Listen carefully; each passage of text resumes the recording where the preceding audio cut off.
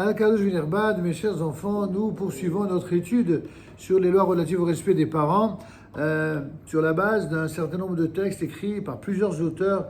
Ici, nous prenons pour le shiur d'aujourd'hui une citation du premier chapitre du respect des parents par le Rav Shimon Baruch, qui nous rapporte un enseignement très joli concernant un témoignage.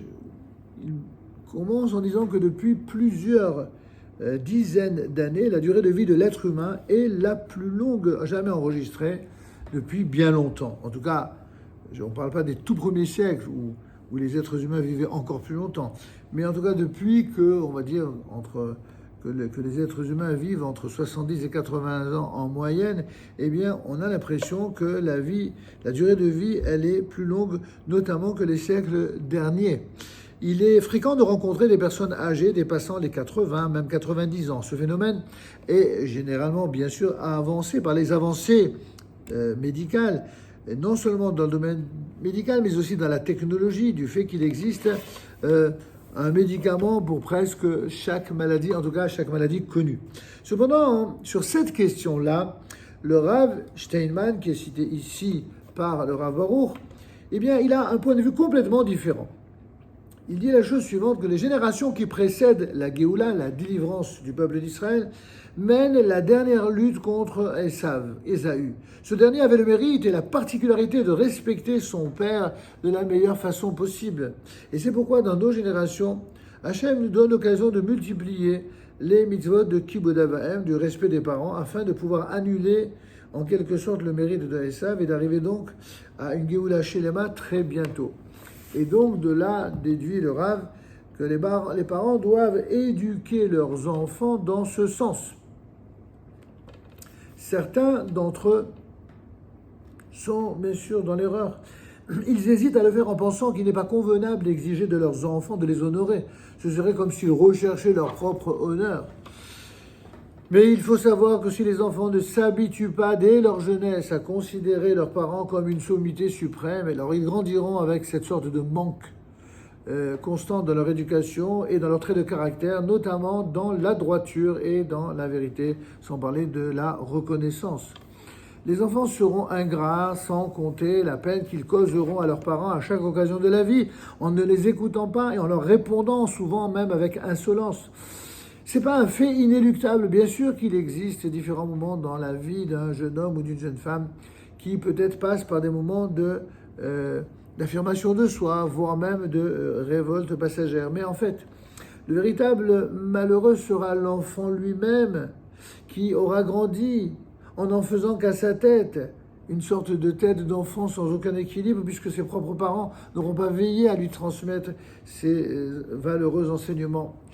Et un enfant qui est livré à lui-même sera entraîné par ses pulsions et ses envies. Par contre, lorsqu'un enfant est éduqué à obéir à ses parents et accepte leur état de parents qui leur confère une autorité au-dessus d'eux, et que tout ce qu'ils font est évidemment pour son bien, il pourra être dirigé dans le bon sens et il grandira attaché à la Torah et aux mitzvot.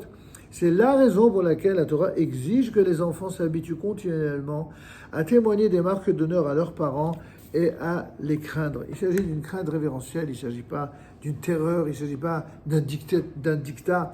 Je dis tout cela parce qu'évidemment, dès qu'on parle de respect des parents et de valeurs qui sont des valeurs éternelles dans la Torah, il y aura toujours des gens qui ont cette sorte de maladie spirituelle systématique de faire des procès d'intention et de faire dire ce que jamais on ne dit. Bien au contraire.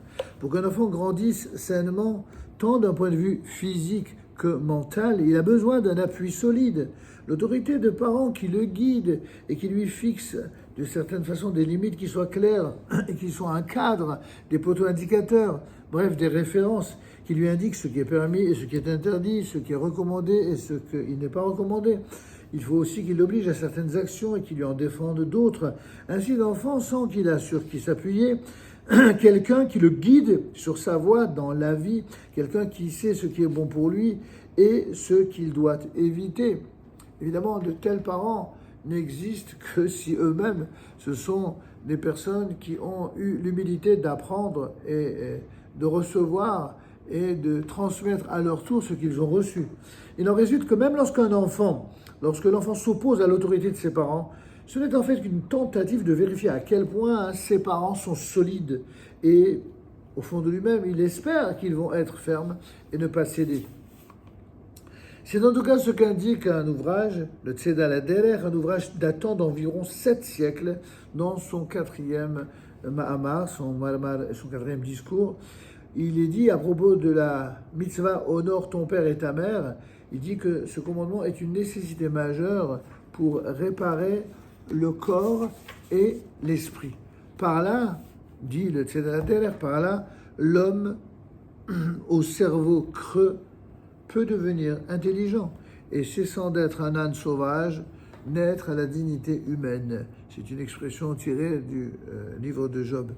L'enfant doit donc écouter ses maîtres, qui sont ses parents, afin de parvenir à cette finalité.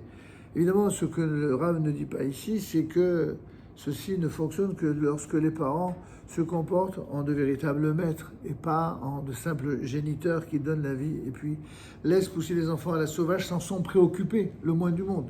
Il faut qu'ils se comportent en personnages exemplaires, en véritables maîtres, avec sagesse. Et toutefois, il est important que les rapports entre parents et enfants soient bien sûr affectueux, chaleureux et agréables, dans une ambiance de véritable amitié, voire de complicité, mais où chacun reste à sa place. Il est obligatoire de faire en sorte que cette relation se développe sous le signe du respect. Craindre ses parents ne doit pas générer un éloignement. Les enfants doivent reconnaître leur statut et les parents doivent faire preuve d'intelligence et de pédagogie et d'amour pour être tout simplement respectés. Mais si une ambiance agréable ne règne pas à la maison et qu'on ressent une tension dans l'atmosphère, s'il y a des cris et de la colère et qu'à la moindre bêtise, les parents adressent des reproches à leurs enfants, des reproches qui n'en finissent plus, même si ceux-ci les respecteront extérieurement, sans leur répondre avec insolence, en les craignant véritablement, mais les parents ressentiront là, à de nombreuses occasions, qu'en fait leurs enfants les méprisent dans leur cœur. Plus encore, lorsqu'ils grandiront et qu'ils se marieront, ils les ignoreront, ils ne feront pas cas d'eux, comme s'ils n'existaient plus. Tout cela est dû au fait que les parents n'ont pas exigé du respect et de la crainte d'une manière justement respectable, intelligente, exemplaire. Et c'est pourquoi il est absolument nécessaire d'étudier et de connaître de manière générale les lois de la Torah, mais aussi et particulièrement les halachot, celles qui sont liées au respect des parents, afin que nous puissions honorer correctement nos parents et savoir aussi comment éduquer nos enfants à cette mitzvah. De cette manière, ils comprendront que ce n'est pas notre propre honneur que nous recherchons. Ceci a été vérifié dans de nombreuses familles où ces halachot de Kibud Avaim, c'est-à-dire le respect des parents, ont été en vérité étudiés tout à fait correctement. Leurs enfants les honorent de la meilleure façon possible, avec une véritable admiration.